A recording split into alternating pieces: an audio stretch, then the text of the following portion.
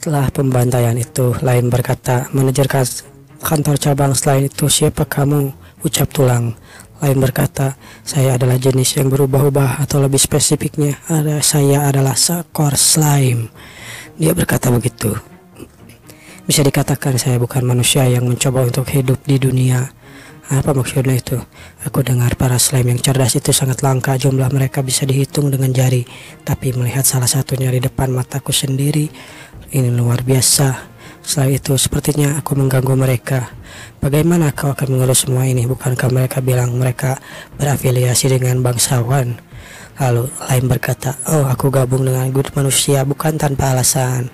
Sambil tersenyum dia berkata begitu. Lagi pula membersihkan kekacauan seperti ini juga tidak masalah sama sekali. Dengan tenangnya dia berkata seperti itu. Lalu Tulang yang panik, benarkah? Apa ini tidak apa-apa? Sambil melihat Rena. Namun di sana Rena hanya tersenyum. Akhirnya mereka pun ngeteh bareng. Dituangkanlah teh itu ke dalam cangkir. Lalu Tulang menanyakan, kenapa seorang slime memimpin sesuatu seperti panti asuhan manusia? Kami para slime tidak punya jenis kelamin ataupun punya hubungan antara orang tua dan anak. Tidak seperti anggota dari spesialis lainnya, tidak sama, bahkan saat mereka tumbuh besar, manusia terlihat berbeda satu sama dengan yang lainnya. Aku suka manusia karena aku tertarik dengan hal tersebut dari diri mereka, ucapnya. Tentu saja mereka mungkin bilang bahwa kami bisa berubah bentuk apapun karena kami adalah slime. Tapi bentuk apapun, ucap Tulang, yang kami pilih hanyalah untuk berlindung saja. Dia menambahkan, jika kau lihat dari sudut pandang yang berbeda, bisa dikatakan bahwa kami adalah makhluk yang tak berbentuk. Tolong jangan ragu-ragu jika kau ingin melihatku dalam wujud lain. Apa kau lebih nyaman berbicara untuk melihat sesama skeleton? Namun di sana Tulang mengatakan, tidak, semuanya tidak apa-apa. Bagaimana kau tahu aku seorang skeleton? Dia bertanya begitu. Lalu Rena berkata, ketua adalah seorang juru tafsir. Apa kau tidak tahu? Bisa dibilang juru tafsir itu seperti kemampuan untuk memanfaatkan sifat dari slime. Berkat ini aku sering bisa lolos dalam hal apapun di guild.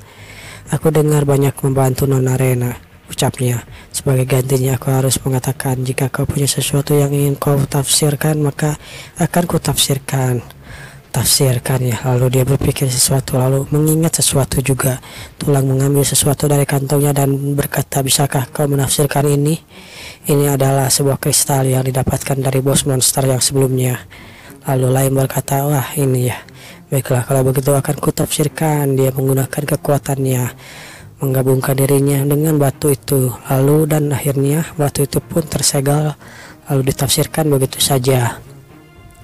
Jadi ada alasan kenapa Rena tidak curiga padaku. Itu karena dia tumbuh besar di panti asuhan dengan monster yang disebut sebagai ketua ini, ucap Tulang. Jadi dia melihat sesuatu dengan pandangan sebagai anak kecil, kemudian berbicara dengan kerangka. Aku sudah selesai menafsirkannya. Ini permata yang cukup berharga, ucap Laim. Bisa dilihat seperti ini. Ini setelah menyerap darah kekuatan vital manusia, maka akan digunakan untuk mengobservasi. Asimilasi rate menjadi turun dari 90% ke 88%. Tulang kaget dengan hal itu apa? Namun dia tiba-tiba merasa pusing. Apa kau baik-baik saja? Ucap Laim. Ya, aku baik-baik saja, itu kemampuan yang luar biasa. Kau memujiku berlebihan. Adakah hal yang lain kau inginkan? Ucap Laim. Mari kita lihat, apa kau punya pedang cadangan di sekitar sini? Aku membutuhkan pedang. Ya, kau harus membayar kunjungan ke pantai besi desa untuk memperhatikan tentang pedang. Kau tidak harus memikirkan itu. Baiklah, kalau begitu kau jagalah Rena tetap aman. Setidaknya ini yang bisa aku lakukan untuk menjaganya, ucap Laim. Aku akan menyediakan kamar untuk malam ini. Sementara aku akan mengambil jirah-jirahmu ke desa dan memperbaikinya malam ini. Aku sangat berterima kasih, ucap Tulang. Lalu malam pun poek. Di sana Tulang melihat batu itu. Batu ini sepertinya bisa digunakan untuk merubah kelas. Dalam hatinya dia berkata, perubahan kelas ya, ucap Tulang. Namun di sana dalam lamunannya Tulang berkata, perubahan kelas apa harus kulakukan? Namun seseorang berkata, Tuan Kesatria. Di sana ada seseorang yang masuk ke kamar Tulang. Rupanya itu adalah Rena. Dengan malu-malu dia berkata, Tuan Kesatria, apa aku bisa bicara denganmu? Tulang berkata, ya ada apa? Lalu Rena menambahkan, apa kau sedang melihat bintang? Ada sesuatu yang di pikiranku, bukankah sebaiknya kau menghabiskan waktu lebih banyak dengan adikmu? Ya, mereka sedang tidur, sekarang kan sudah malam. Kau tidak bisa tidur dengan mereka. Lakukan itu hanya akan membuat dia ingin tetap bersamaku lebih lama, dan aku tidak ingin mereka seperti itu, ucap Rena.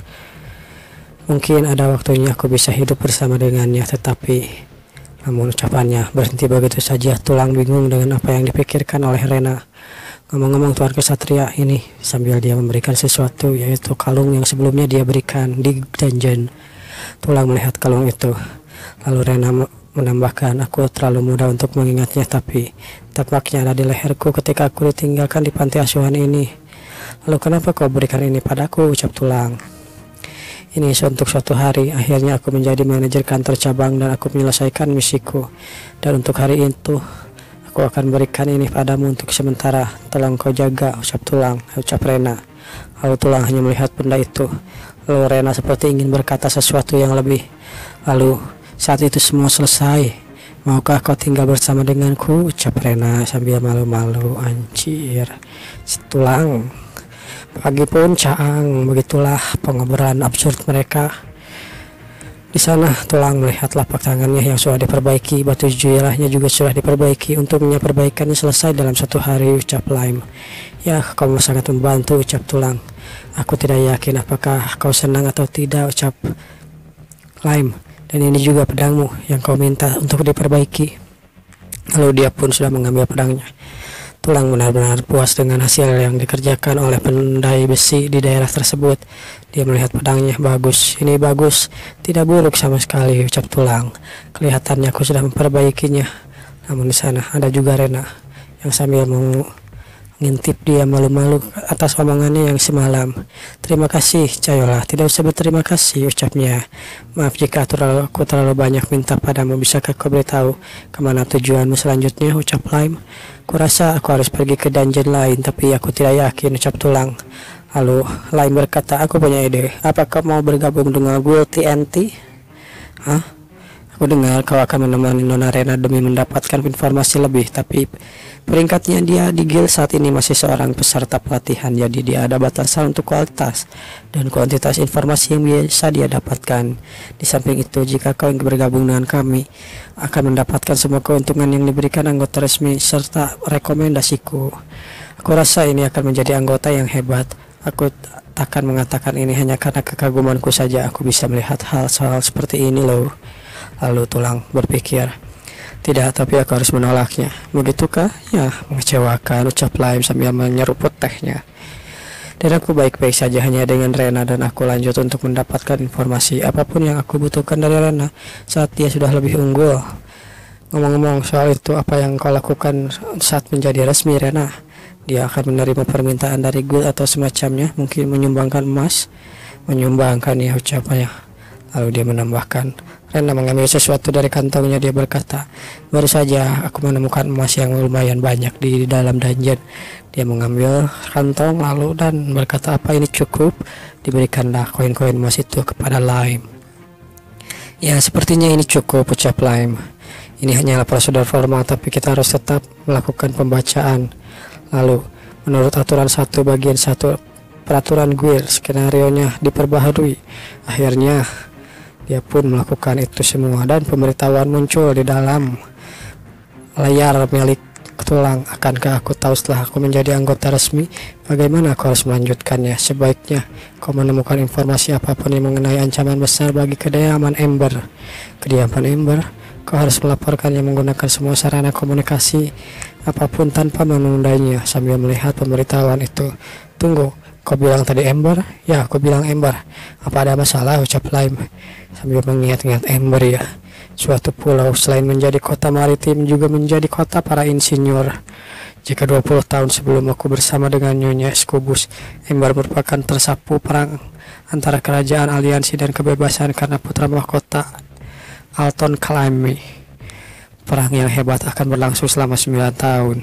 Sementara Ember adalah bangsa yang netral. Sifat Ember yang angkor sendiri berkunjung mengganggu putra mahkota dan mengganggu usahanya untuk meninggalkan kepentingan kepribadiannya juga sangat lumayan buruk. Dan karena situasi antar keduanya, maka Ember akhirnya menjadi target utama kerajaan, dan begitulah Ember pun musnah. Itulah yang ada di ingatan tulang sebelumnya, di kehidupan sebelumnya. Kenapa itu ada di prosedur untuk promosi? Ucap tulang bertanya pada Lime. Ya itu soalnya bagaimana ya?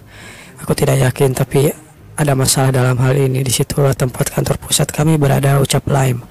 Haruskah aku katakan padanya? Biarkan aku tanya satu hal padamu, ucap tulang.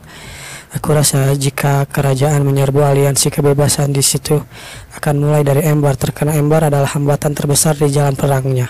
Bukankah ini masuk ancaman yang serius seperti yang disebutkan dalam peraturan, ucap tulang. Sambil berpikir, Lime berkata, kau kelitihannya sangat berpengetahuan luas mengenai apa niat kerajaan melakukan ini, tapi kau memang benar, ucap Lime. Jika kita membicarakan soal geografi atau secara politik, hambatan terbesar dalam kekaisaran adalah Ember. Bagaimanapun juga kita sudah memungkinkan dan telah menyiapkan respon yang tepat untuk diambil tindakan jika itu terjadi. Respon yang tepat apa maksudmu, ucap tulang? Ayolah, percakapan ini sudah berakhir. Aku hanya akan bilang itu saja, ucap Lime yang tidak mau memberikan informasi lebih. Lalu akhirnya mereka pun berjabat tangan. Rena diangkat menjadi manajer cabang. Selamat atas promosi, Rena. Sekarang kau adalah anggota resmi. Terima kasih. Lalu begitulah. Sekarang apa yang harus kami lakukan agar Rena menjadi manajer cabang? Apanya? Dia baru menjadi anggota resmi saja, belum menjadi manajer cabang. Kelihatannya kau terlalu terburu-buru, Nona. Rena baru saja menjadi anggota resmi. Aku berencana memprioritaskan promosi untuk Rena saat ini karena nampaknya istilah cara ini bisa digunakan, ucap tulang. Menarik, ucap. Berapa permintaan yang sulit bermunculan. Tidak mungkin untuk Rena menghadapinya sendirian, tapi promosi lanjutan harusnya datang dalam waktu dekat. Maka sebaiknya kau membantunya, Tuan. Sekarang apa kau akan menerima permintaan tersebut? Lalu pemberitahuan muncul, apa kau akan menerima quest tersebut? Dan dipilihlah iya. Kita pun dipindahkan ke suatu scene. Seseorang berkata, selamat datang, aku adalah tuan rumah turnamen timur tahun ini, Raymond. Namaku Raymond. Semua kesatria prajurit pejuang dari seluruh kekaisaran berkumpul di sini dengan kehormatan dan kejayaan. Semuanya fokus mengantisipasi. Aku telah memilih orang terkuat di pulau ini. Jadi acara ini adalah menjadi topik di setiap pembicaraan. Tapi setiap akan dianggap yang terbaik, mereka harus bertarung satu sama lain. Ini adalah turnamen Eras.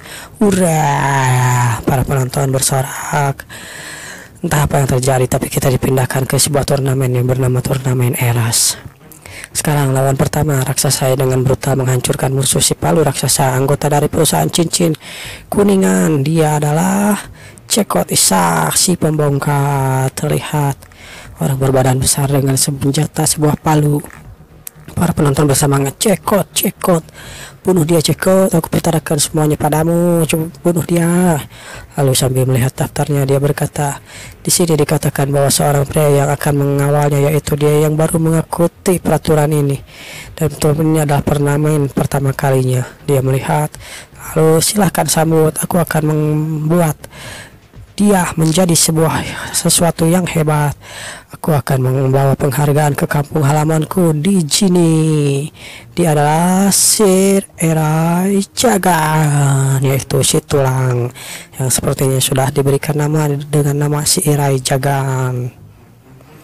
Para peserta bersiaplah, lalu mereka pun bersiap-siap untuk mengadu kekuatan. Lalu mulai teng. Si Palu berhasil untuk menghindari serangan pertama dari tulang. Dia bersiap untuk menghajar tulang. Di sana tulang melihatnya dan bersiap-siap untuk menahan serangan Palu. Palu melompat ke atas dan dar. Ledakan pun terjadi. Kita akan dibawa sebelum kejadian itu. Inilah yang terjadi kenapa tulang bisa ikut dalam turnamen Eras. Permintaan turnamen. Sebuah kertas yang sepertinya adalah permintaan turnamen. Iya, itu adalah permintaan turnamen dari kampung halamanku di Jinei. Dia berkata begitu. Mereka ingin memperkenalkan seorang tentara bayaran untuk masuk ke turnamen sambil membawa lambang kampung halaman mereka sebagai gantinya. Ketua kampung macam apa yang peroleh orang asing untuk membawa lambang kampung halamannya sendiri? Memang tidak apa-apa, ucap tulang. Kelihatannya mereka juga asik menukar-nukar kesatria mereka. Mereka adalah kampung halaman yang sudah meraih gelar bangsawan. Mereka dari akumulasi kekayaan melalui bisnis dan perdagangan mereka. Sepertinya mereka ingin mempekerjakan tentara bayaran yang tepat untuk menjadi pengawal atau semacamnya. Lalu bisa disebut mereka adalah sponsor. Sponsor? Sepertinya mereka ingin mempekerjakan tentara bayaran yang tepat untuk menjadi sponsor. Dia adalah Lord Eras. Dia berkata begitu. Lord Eras dari keluarga Ray dan juga tampaknya saudara muda dari Lord yang meninggal. Tulang menyadari hal itu.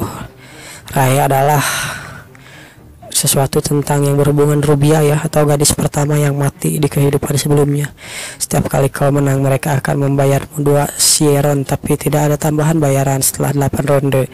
Aku suka mereka bersikap rasional. Mereka tidak ingin menarik perhatian karena mereka hanya mempekerjakan tentara bayaran. Jadi bagaimana menurutmu? Apakah akan menerimanya? Ucap Lime. Dan begitulah akhirnya. Sepertinya Tulang pun menerima ajakan itu dan akan mengikuti turnamen Eras tersebut. Dia berangkat bersama Rena, keluarga Ray di Eras ya. Itu adalah kampung halaman Rubia, ucap Tulang. Dia mungkin kakek Rubia yang baru-baru ini naik pangkat menjadi Lord. Berarti dia salah satu yang membunuh saudara tertuanya dan mencoba membunuh dirinya sendiri. Lalu keponakannya yaitu Rubia. Di sana Rena berkata mengenai orang itu. Hah? Apa maksudmu? Ucap Tulang. Orang yang membeli baju zirah untukmu, ucap Rena. Siapa namanya? Maksudmu Rubia ya? Tapi sebenarnya bagimu dia itu siapa? Aku kan sudah bilang tidak ada hubungan apa-apa di antara kami, ucap Tulang. Lalu orang macam apa dia? Aku bahkan tidak tahu mulai dari mana harus menjawab pertanyaan itu, ucap Tulang. Sepertinya Rena yang sepertinya memiliki perasaan sama si Tulang belulang ini ya. Dia mungkin orang yang menarik, ucap Rena. Apa kau sudah memberikan dia jawaban yang berbeda? Sambil mengingat itu dan mengingat tentang kematian Rubia, dia berkata tidak. Aku akan menjawab hal yang sama. Ada sesuatu yang harus aku lakukan. Itulah jawabanku. Aku mengerti. Akhirnya Rena pun tertunduk. Lalu si Kusiar berkata, Nona, kita hampir sampai di sana, di Eras. Dan akhirnya ini adalah Eras, perkumpulan turnamen yang akan mendaftar. Silahkan mengantri. Akhirnya mereka pun mengantri untuk mendaftar di turnamen. Terlihat antriannya sangat panjang, bahkan untuk memasukinya saja ke dalam Eras tersebut memiliki antrian panjang. Ada banyak sekali orang di sini. Acara di sini sangat populer ya, ucap Rena. Tapi apa tidak ada lagi peserta datang dengan kemari dan menerima surat undangan dari keluarga Rai? Silakan datang kemari yang menerima surat undangan. Lalu Rena mendaftar. Aku ingin daftar. Kau akan masuk ke turnamen? Tidak, bukan aku, tapi dia. Sambil melihatnya, Tulang maju ke depan. Kau berasal dari mana? Aku berasal dari Jinei. Ini adalah surat rekomendasiku. Jinei. Sambil melihat peta. Oh, rupanya di sini ya Jinei. Ya benar, ini adalah tempat atau kampung halamanku, ucap Tulang. Lalu siapa namamu? Akan kutuliskan namaku. Teng. Saat itulah Tulang berpikir, nama aku gak punya nama. Aku tidak memikirkan hal ini. Haruskah aku beritahukan namamu? Ucap Tulang. Ya harusnya begitu sih. Memangnya kau ingin dipanggil siapa? Keluarga Satria kami sangat malu. Saat itu Rena langsung panik karena di sana si pendaftar mulai curiga dengan keabsurdan milik Tulang. Namun di sana tiba-tiba Tulang mendekat dan dia berkata, namaku adalah Sel Rai Jagan. Akhirnya kita pun diberikan nama oleh si komikus atau si pembuat komik tentang si Tulang ini yang menjadi Sel Rai Jagan. Tapi karena sudah akrab dengan panggilan Tulang, kita akan panggil saja dia Tulang. Baiklah, akhirnya peserta pun silahkan lewat sini. Pemberitahuan muncul, lalu dia berkata, Sir Erai, apa itu namamu? Ayolah, pura-pura saja itu bukan namaku, aku baru saja membuatnya. Tulang menambahkan, setelah peperangan di antara kekaisaran dan aliansi kebebasan, orang yang akan turun ke dunia adalah orang yang lemah. Sementara itu 16 Lord Master itu sendiri. Sambil mengingat-ingat, nama Sir Erai Jagan dipinjam dari nama si pengganggu Sir Erai ke-16 dan sapi liar Jagan. Harusnya tidak masalah hanya meminjam nama dari mereka ya. Sambil mengingat-ingat masa lalu bersama Skubus dan bersama tulang-tulang lainnya, sejujurnya aku tidak pernah melihat salah satu dari mereka. Aku berada di peringkat bawah, bahkan saat menjadi para monster sekalipun. Aku tinggal seolah-olah aku hanya boneka untuk necromancer. Itu adalah mimpi buruk yang nyata. Aku tidak tahu apa yang kulakukan jika aku tidak bertemu dengan Nyonya Scubus. Sambil membayangkan si Scubus nyonyanya. Lalu siapa namamu sebenarnya? Ucap Rena bertanya. Kau harusnya jangan membuang-buang waktu macam ini. Aku tak pikir kalau aku punya nama sebelumnya. Namun di sana Rena berkata begitu ya. Karena ada skeleton yang berjalan lainnya seperti kau di dunia ini. Aku tidak pernah merasa bahwa namamu itu penting, ucap Rena. Namun di sana Tulang berkata, ya entahlah, aku juga tidak tahu. Bahkan aku tidak tahu siapa namaku, ucap Tulang sambil berlari pergi. Kalau begitu bagaimana jika aku memberikan namamu, apa itu boleh? Ya tidak apa-apa. Bagaimana kalau namamu adalah Captain Skull, Super Skull, Dark Skull, atau Iron Skull? Ayolah hentikan, itu norak banget anjir, ucap Tulang. Kenapa harus menjadi Skull begitu? Panggil saja aku Tulang. Ya baiklah kalau begitu. Akhirnya percakapan mereka pun selesai. Selamat datang semuanya, turnamen akan diadakan besok. Seseorang berteriak begitu. Kalian akan segera makan di istana. Ditugaskan untuk menginap di kamar yang disediakan. Sementara pertandingan sedang berlangsung, kalian bisa lakukan apapun yang kalian inginkan di dalam kastil. Jika butuh sesuatu kalian butuhkan, tolong beritahu kami. Lalu Tulang mendekati. Hei tuan, disinilah tempat Rubia biasanya tinggal. Sambil berpikir begitu. Ya, di mana perpustakaannya? Tulang bertanya tentang perpustakaan. Perpustakaan? Dengan buat jujur sepertimu kau menanyakan perpustakaan. Kenapa kau cari perpustakaan? Ucapnya. Ya sebenarnya ada sesuatu yang ingin ku cari dan ku baca. Dan singkat cerita dia pun diantar ke perpus. Aku sangat terkejut ketika peserta turnamen mencari perpus. Melihat betapa kau bukan hanya tertarik dengan perpus tapi pembelajaran. Terlihat sekali seorang kesatria yang membawa lambang keluarga. Tentunya berbeda dari yang lain, ucap nenek di sana. Apa kau mencari sebuah buku? Ya, ucap Tulang, mungkin kau punya buku yang ditulis oleh Kevin Aston. Kevin Aston ya, biar aku lihat dan ku cari saja. Aku akan lihat daftar buku yang ada tersedia. Terima kasih, aku akan berkeliling, ucap Tulang sambil melihat keadaan di sana. Betapa kacaunya. Tidak ada orang yang membersihkan tempat ini. Lalu tiba-tiba saja sebuah buku terjatuh. Teng sambil melihat, rupanya Tulang di sana seperti melihat hantu Rubia seperti sedang merapihkan buku ada di sana. Hah, ucap Tulang. Apaan ini? Apa aku terkena genjutsu lagi? Ucap Tulang sambil melihat hantu itu yang memegang buku. Namun di sana dalam lamunannya nenek tiba-tiba datang. Aku menemukannya. Kami memiliki satu novelnya. Ini dia. Terima kasih, ucap Tulang yang sudah mengambilnya. Berjudul Crisis of Time atau Celah Waktu. Di sana Tulang kembali melihat ke atas ke arah hantu tersebut. Namun hantu tersebut atau bayangan tersebut sudah hilang. Kita masih belum diperlihatkan apakah itu hanya bayangan atau benar-benar hantu ya. Karena di sini slime aja bisa jadi manusia, apalagi hantu mungkin bisa benar-benar ada. Lalu sambil melihat buku yang terjatuh, nenek berkata, kenapa ini ada di sini? Semenjak orang itu sudah lama tidak datang untuk membaca buku ini. Namun orang itu siapa maksudmu? Astagfirullah, ucap nenek, kamu mengagetkanku. Sepertinya aku tidak sengaja bicara omong kosong. Tolong kembalikan buku itu sebelum kau pergi ya. Kalau begitu selamat tinggal. Sepertinya dia tidak mau tahu tentang apa yang terjadi. Tunggu, ucap Tulang, dan begitulah Tulang pun ditinggalkan sendiri. Akhirnya Tulang membaca buku itu. Ayo kita baca saja buku ini. Apa waktu ada sesuatu yang nyata? Jika waktu dan ruang hanya ada di pikiranku, lalu apa hanya aku satu-satunya yang memiliki dan pemikiran seperti ini? Ucapnya. Namun tiba-tiba saja ketika dia membaca buku, Rena datang. Tuan Kesatria, apa yang kau lakukan di sini? Aku menerima pembagian kamar untukmu. Ayo kita kembali. Oke, sudah waktunya hampir tiba. Namun saat dia menutup buku, teng, pemberitahuan muncul. Kecakapannya atau pengetahuannya naik. Pengetahuan naik sebanyak 10%. Dan kau punya 10 skill baru. Hah? Aku naik level cuman gara-gara baca buku. Namun di sana Rena terus berkata, cepat, ayolah, aku sangat lelah. Baiklah, ada masalah apa, Tuan Kesatria? Akhirnya terlihat status Rena. Nama adalah Rena, statusnya adalah pencuri level 15. Kekuatan 21, kekuatan 22, kelincahan 29, lalu pengetahuan 20. Tulang melihat sesuatu apa itu tadi sambil berlatih dia melihat, ya sambil melihat diri sendiri. Aku melihat pemberitahuan atau biodata dari seseorang yang seperti ini. Pedang ini tidak akan lebih naik atau semacam batasan dari skill ini.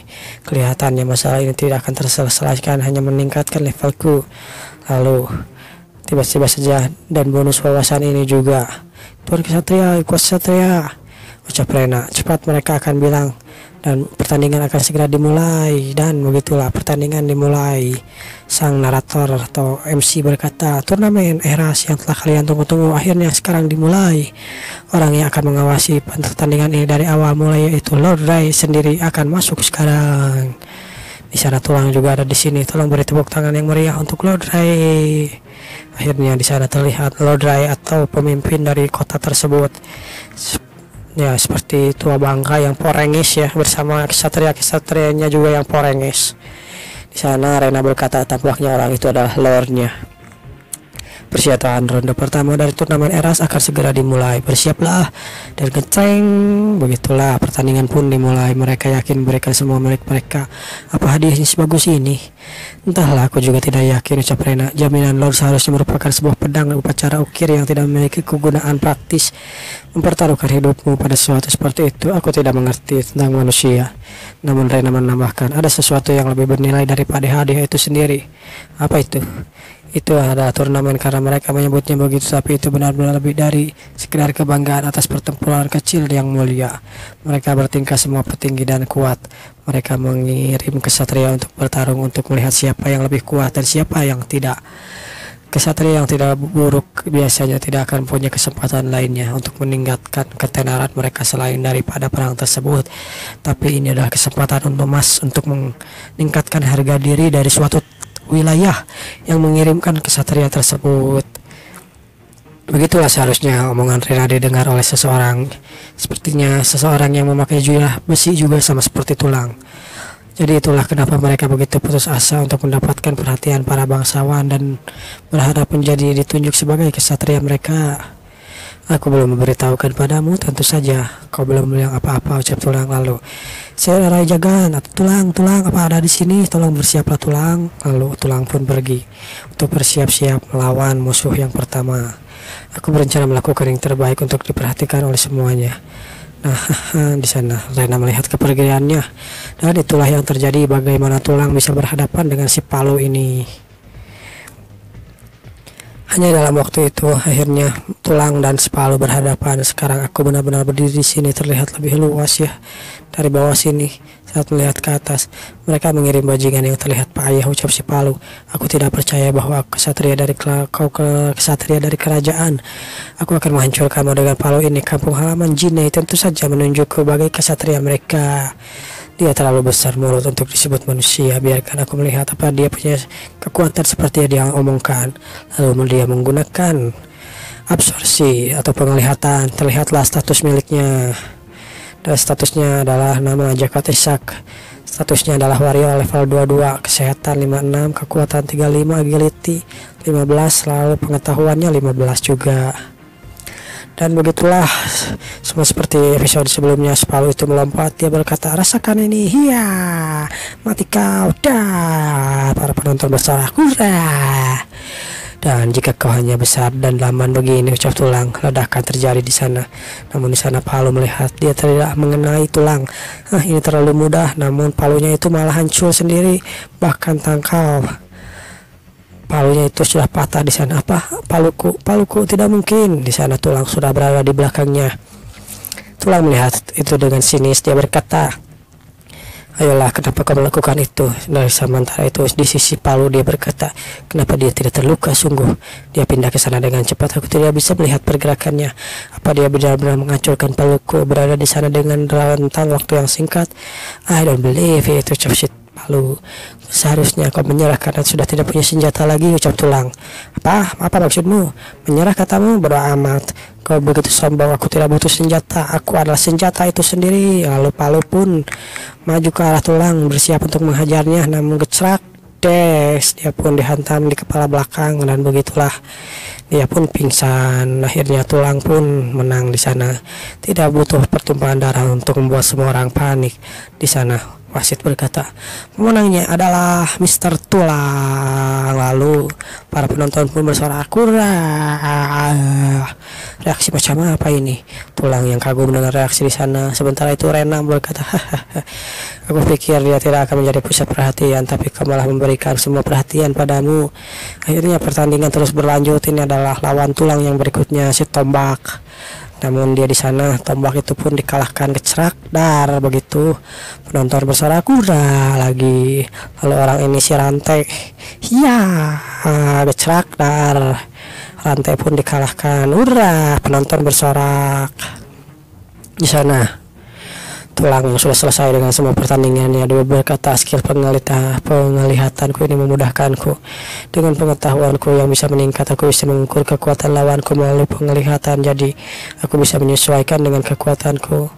Sementara itu ada terdengar suara berisik, orang yang meninggalkan dari sini. Aku sudah bilang padamu, tidak terlihat Rena sepertinya didekati oleh beberapa bangsawan. Ayo setidaknya pikirkan dulu. Bahkan kalaupun memintanya padanya secara langsung, dia pasti akan menolaknya. Ada apa, ucap Tulang. Tuan Kesatria. Lalu orang-orang di sana, Tuan Tulang, suatu kehormatan bisa menemuimu. Aku vendor dari kelompok dagang Rainis. Sementara aku Mulan dari Kasihan Bakabara. Aku dari keluarga Wirai. Aku tidak datang untuk meminta banyak hal. Aku datang ke sini untuk mohon padamu, bekerjalah padaku sebagai pengawal. Sambil memegangnya dia berkata, ayolah bekerja padaku. Tunggu. Jika kau bekerja padaku, aku akan menggandakan 3 kali lipat dengan Kaisar. Namun di sana Tulang dengan tegas berkata, aku harus menolaknya. Kenapa kau membawa gaji untukku padahal kau saja tidak tahu berapa bayaranku? Ya, memang benar sih, hanya itu yang ingin kalian katakan. Aku akan pergi dari sini. Gajiku bukanlah inti permasalahan di sini. Bagaimanapun juga, berapapun kau membayarku, aku akan apa? Mereka menunggu apa yang akan dikatakan oleh Tulang. Apa maksudnya itu? Dia akan apa? Aku akan Jinei. Hah? Apaan itu? Sepertinya itu adalah salah satu maskot yang pernah kita lihat ya. Ketika Luffy akan naik ke atas, dia berkata begitu. Aku tidak punya niat untuk meninggalkan keluarga Jinei, diambil dari Jinei kembali, maka aku tidak akan melihat semua itu. Namun dalam semua itu seseorang berteriak, sialan, kalian sangat berisik. Seseorang mabok di sana dan bangun dari tidurnya. Aku tidak bisa tidur karena kalian berisik begini. Dan kau pikirin adalah tempat ruang tunggu, tapi kenapa kalian malah berisik di sini? Lalu siapa orang idiot ini? Kemarilah penjaga, bukankah kau harus mengusir orang-orang ini? Cepat usir orang-orang itu. Dan para orang-orang yang tadi mendekati Tulang pun akhirnya diusir. Di sana bangsawan sialan itu, aku jadi bangun gara-gara dia. Tulang berkata, siapa dia? Dia adalah lawanmu selanjutnya. Hah? Benarkah? Si mabok itu? Apa seorang pemabok yang akan menjadi lawanku? Bagaimana dia bisa masuk partai final begini? Haruskah aku melihat skill dia? Apa yang dia punya? Lalu dia pun mengintip skillnya, dan seperti yang terlihat skillnya tanda tanya semua, yang berarti itu adalah. Namun di sana Tulang tidak mengetahui hal tersebut. Namun kita sudah dipastikan ya bahwa seperti biasa atau seperti yang kita tahu, kalau skill tidak bisa terlihat oleh skill observasi, maka kekuatannya lebih kuat dari si pengguna observasi tersebut. Namun di sana Tulang tidak mengetahuinya. Dia berkata, kenapa ini? Kenapa semuanya kosong? Lalu dia mencobanya lagi, namun tetap tidak terlihat. Namanya adalah Tebal Reno. Levelnya tidak tahu, dia adalah seorang kenaik. Di sana Tulang tidak mengetahui apa yang terjadi. Hanya saja siapa pria ini, sambil melihat pria yang mabok itu. Dan turnamen final pun akan segera dimulai. Ini adalah perempat final, pendatang baru yang berkesan layak, yang Komet memiliki nyata sebagai badai. Dia adalah Tulang. Lalu dia adalah seorang pecundang, mengecoh lawannya dengan kebiasaan maboknya yang aneh. Namun di sana dia berkata, di mana air kecilnya? Di mana air kecil? Air kecil. Maksudmu kamar kecil? Iya, kamar kecil. Aku ingin pipis. Ayolah, sekarang kamu baru saja dimulai. Kenapa kau malah ingin ke kamar kecil? Aku sudah kebelet, aku tidak tahan lagi. Namun saat Tulang berpikir, aku tidak tahu kenapa insight tidak bekerja padanya. Baik, aku pergi dulu. Tunggu sebentar saja. Kau punya sedikit penundaan, tapi akhirnya Begitulah mereka pun dimulai. Setelah dia kembali dari kamar kecil dan mulai teng, tulang melaju ke arahnya dan sialan, aku harus beneran pergi juga, tapi sudah berakhir, ucap tulang yang sambil menebaskan pedangnya ke arah si pemabuk. Namun dia menghilang. Dia menggunakan kekuatannya menghindari itu, lalu tiba-tiba mengeluarkan sebuah pedang panjang, yaitu rapier. Apa boleh buat, aku harus mengakhiri ini dengan cepat, lalu pergi, ucapnya. Imperial Fencing bab pertama, tusukan, kecrak, dar. Begitulah rembanya tusukan itu berhasil ditahan oleh tulang sampai terpental ke belakang menahan tusukan itu. Hampir saja untung aku berhasil menahannya, ucap tulang. Ternyata aku lebih jago dari seorang yang kukira. Aku berusaha melakukan serangan tadi untuk mengakhiri pertarungan dengan satu serangan, ucapnya. Apa ini? Sekarang aku tahu kenapa Insight tidak memberitahukan informasi padaku. Ternyata pria ini. Namun sebelum omongannya selesai, dia langsung menghilang di depannya. Tiba-tiba serangan yang sangat banyak datang. Dia menggunakan Gatling untuk menyerang tulang dengan rapier. Rasakan ini, dia memiliki jauh level yang lebih tinggi dariku, ucap tulang. Teng. Pedang pun saling beradu kecepatan yang luar biasa dan setiap serangannya juga sangat kuat. Jadi kau bisa menghindari ini. Bagaimana dengan ini, ucapnya. Kau hebat juga. Namun tulang tidak mau kalah. Dia mengayunkan pedangnya untuk mengakhiri itu. Namun di sana pedang itu langsung ditangkis oleh si pemabuk. Tas. Begitulah, kau sedikit kurang pengalaman dalam bertarung tuan, ucapnya sambil melihat celah yang dimiliki tulang. Dia pun menusuk, kecerak, dar. Tulang pun terserang oleh rapier milik si pemabuk.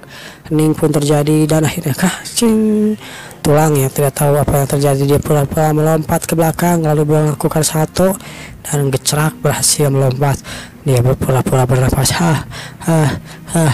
namun di sana dia berkata, apa-apaan ini, aku yakin aku menusuknya, tapi kenapa rasanya seolah-olah aku tidak menusuk apapun. Rupanya tulang yang melihat itu, dia membayangkan aku selamat karena pedang lewat di antara rusukku begitu saja. Jika aku manusia bukan skeleton, dia pasti sudah mengoyak dagingku. Tapi siapa orang ini, ucap tulang. Tadi kau bilang Imperial Fencing. Ya, jadi kau mendengarnya, ya itu bukan sesuatu yang spesial, itu cuma kebiasaan saja. Sambil mengingat kesatria yang sebelumnya membunuh di gua. Kenapa kau menanyakan itu? Apakah tertarik menjadi kesatria kekaisaran? Ucapnya. Oh tidak, kau mungkin memiliki beberapa skill di antara pria-pria di sini karena kita berasal dari desa terpencil. Tapi kau belum cukup terampil untuk menjadi kesatria kekaisaran dan pasti tidak bisa. Tapi dia mulai menyerang lagi. Jika kau bisa menusukku, mungkin kau bisa saja menjadi kesatria. Dia mendekat. Akhirnya pertarungan pun terjadi. Tidak peduli seberapa kuat dia, pasti lemah dalam suatu dibandingkan dengan Duke Valentine, mengingat dia berhenti menjadi kesatria. Jadi aku tidak boleh kalah di sini, ucapnya. Tang ting tang. Pedang pun saling beradu. Mereka bertarung dengan sengit. Salah satu kedatanganmu yaitu menghindar, ya. Baiklah, namun kau masih kurang, ucapnya sambil melihat pergerakannya. Namun di sana sekarang, dia berkata begitu. Teknik bajingan ini terpusat hanya pada serangan.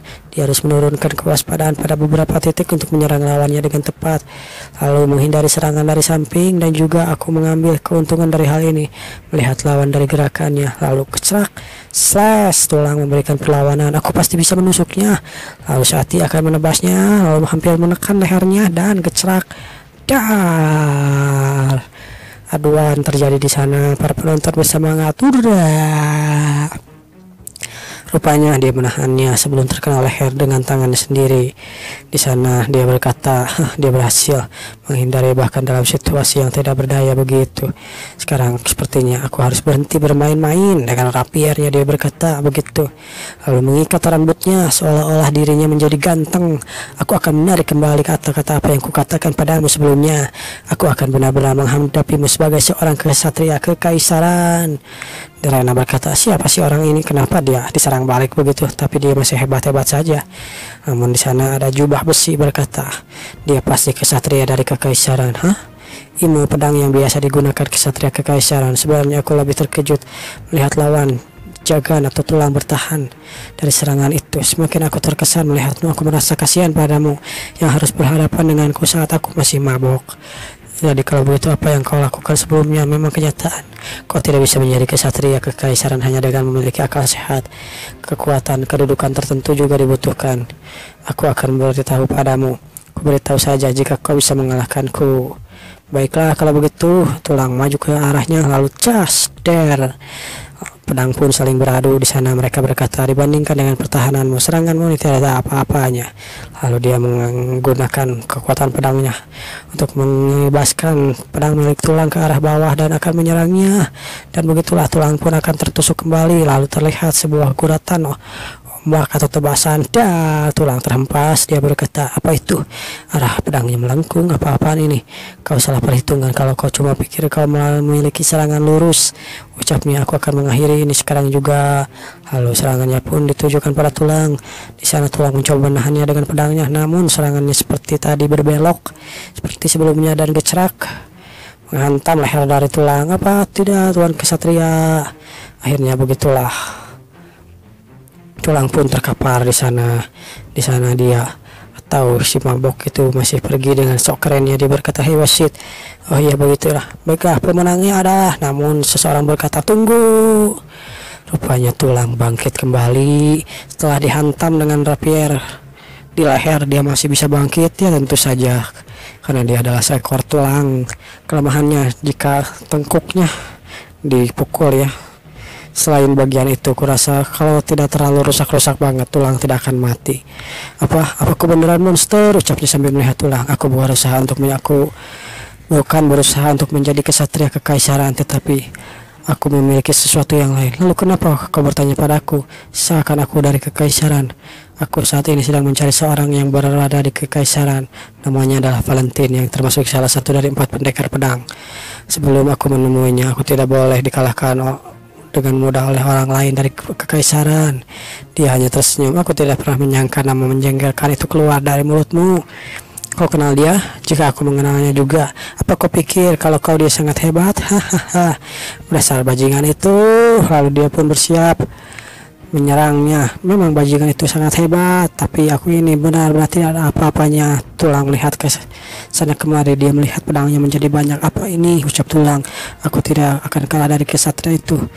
Ayah tidak akan pernah kecewa padaku jika aku kalah dari orang seperti itu. Ini semua tidak akan terjadi. Entah apa yang diumumkan oleh si mabok ini ya. Dia berkata sepertinya dia kalah dari kesatria tersebut dan ayahnya kecewa begitu.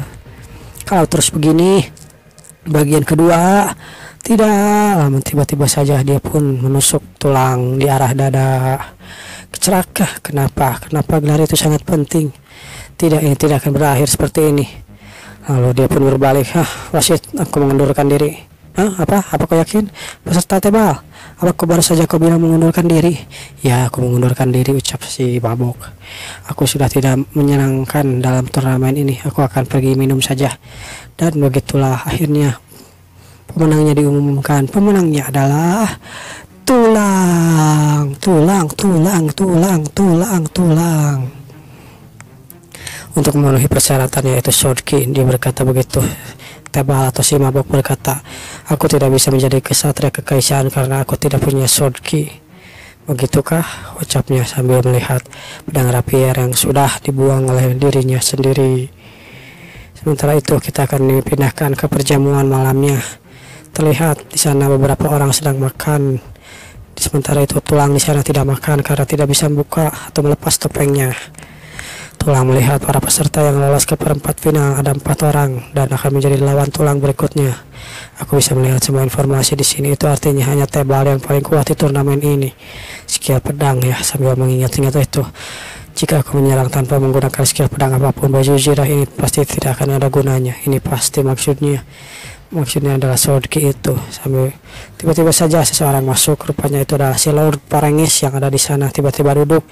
Dia tersenyum dengan cengosnya. Dia berkata, selamat, aku mengucapkan selamat pada peserta semifinal yang berkumpul di sini. Ini hadiah kecil untuk kalian semua atas kemampuan kalian. Jadi silahkan nikmati malam ini dengan senang dan bahagia. Masyarakat Nerkon, mereka pasti masyarakat Nerkon yang bergabung. Sekarang kita lihat saja sambil melihat kemampuan para penjaganya. Dan bahkan kemampuan para penjaganya pun tidak terlihat dengan observasi milik tulang. Mereka setara dengan tebal atau mungkin mereka bahkan lebih kuat dari tebal. Menjijikan jika aku jadi terhibur dirimu sendiri dengan menonton orang-orang saling membunuh satu sama lain dan Menjijikan, jadi kau menghibur dirimu sendiri dengan menonton orang-orang lain saling membunuh satu sama lain, dan cuma nyawamu yang berharga menurutmu begitu? Dalam hatinya dia berkata begitu, namun lamunannya dihentikan oleh sang lord yang bertanya, "By the way, Tuan Jagan." Lalu dia bertanya, "Kau benar-benar membuatku tertarik melihatmu mengayunkan pedang. Begitu mengesankan memikirkan seorang keluarga pedagang berurusan dengan orang yang memiliki ahli sepertimu. Siapa yang mengira? Itulah kenapa ini mungkin agak memalukan, tapi aku harus katakan bahwa ikan sepertimu tidak pantas berada di sebuah kolam. Kau pantas berenang di sungai yang lebih besar. Itulah, ambillah kesempatan ini untuk melayani di bawah kekuasaan Lord yang berbeda," ucapnya begitu. Para peserta yang lain pun terkejut dengan ucapan sang Lord yang meminta Jagan menjadi anak buahnya. Mereka bertanya-tanya apakah Jagan akan menerimanya atau tidak. Mungkin kau ragu untuk mengkhianati Lord yang sebelumnya kau berikan kesetiaan, tapi berlawanan dengan kehormatan kesatria. Aku percaya ini adil. Kursi di sini terisi hanya untuk mereka yang layak untuk mengisinya, ucap sang Lord. Melihat seorang tanpa bakat apapun juga mendapat tempat di sini, tapi tidak ada yang membuatku lebih frustasi daripada ini.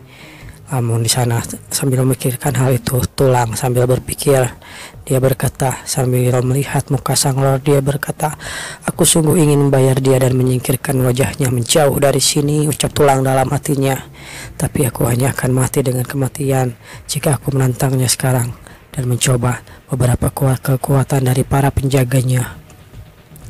Berikan aku jawaban sekarang, mungkin membuatmu menyesalinya di kemudian hari. Aku tidak tertarik dengan pecundang, kau paham?" ucap sang Lord. "Dengan alasan apapun, bukankah pemakai baju zirah itu? Kenapa kau tidak melepaskan helmmu saja?" Namun Tulang berkata, "Tidak, aku baik-baik saja, Lord. Aku sangat tidak senang tidak bisa melihat wajahmu mengingat berbagai masalah yang terjadi dalam persiapan pesta ini. Kalau begitu, aku sudah menemukan apa yang kuinginkan, lalu aku juga sudah menyampaikan semua yang ku mau. Untuk sekarang aku akan pergi. Jika seorang yang terampil begitu sepertimu mengabaikan sikap keras kepalamu, maka kalau begitu sampai jumpa."